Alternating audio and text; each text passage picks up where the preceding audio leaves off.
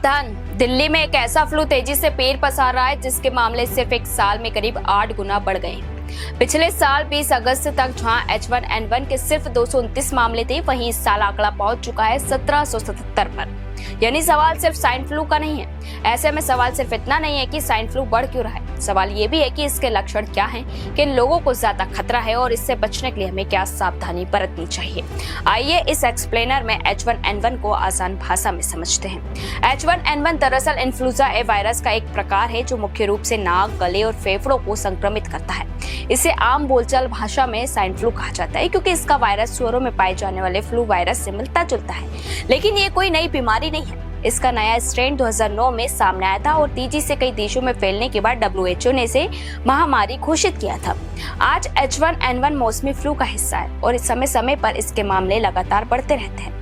लेकिन अब बात करते हैं इसके लक्षणों की, तो H1N1 के शुरुआती लक्षण काफी हद तक सामान्य फ्लू जैसे ही होते हैं।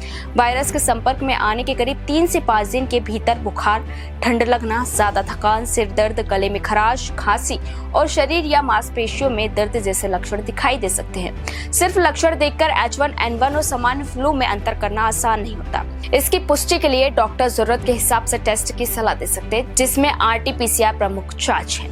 लेकिन अब सवाल है कि ये फैलता कैसे है, तो आपको बता दें, संक्रमित व्यक्ति के खांसने या छींकने से निकलने वाली बूंदों के जरिए संक्रमित व्यक्ति के बेहद करीब रहने से और वायरस से दूषित सतह को छूकर आंख, नाक या मुंह छूने से संक्रमण फैल सकता है।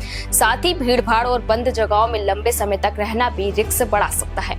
लेकिन खास बात यह कि संक्रमित व्यक्ति लक्षण दिखने से पहले भी संक्रमण फैला सकता है। हालांकि H1N1 किसी को भी हो सकता है, लेकिन 5 साल से कम उम्र के बच्चे, 65 साल से ज्यादा उम्र के बुजुर्ग, गर्भवती महिलाएं, कमजोर इम्यूनिटी वाले लोग, डायबिटीज या फेफड़ों की बीमारी जैसी स्वास्थ्य समस्याओं से जूझ रहे लोग गंभीर संक्रमण के ज्यादा जोखिम में हो सकते हैं। लेकिन अब बात करते हैं बचाव की, तो सबसे जरूरी है भीड़ भाड़ वाली जगहों पर जरूरत के मुताबिक मास्क का इस्तेमाल करें, हाथों की सफाई का ध्यान रखें, खांसते या छींकते समय नाक पर और मुंह ढकें और बार बार आंख, नाक और मुंह छूने से बचें।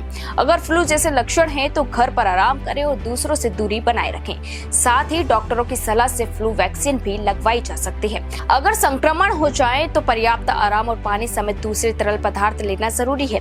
हल्का और आसानी से पचाने वाले पौष्टिक खाना, मौसमी फल, सब्जियां और विटामिन सी वाले फल डाइट में लिए जा सकते हैं। वहीं तला भुना, बहुत ज्यादा मसालेदार खाना, जंक फूड, स्मोकिंग और शराब से बचना बेहतर है।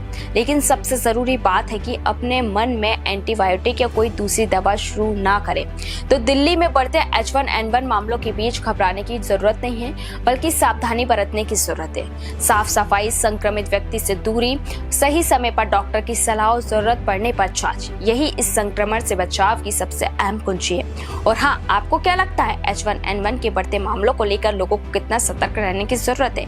आपकी क्या राय है? कमेंट करके जरूर बताइए।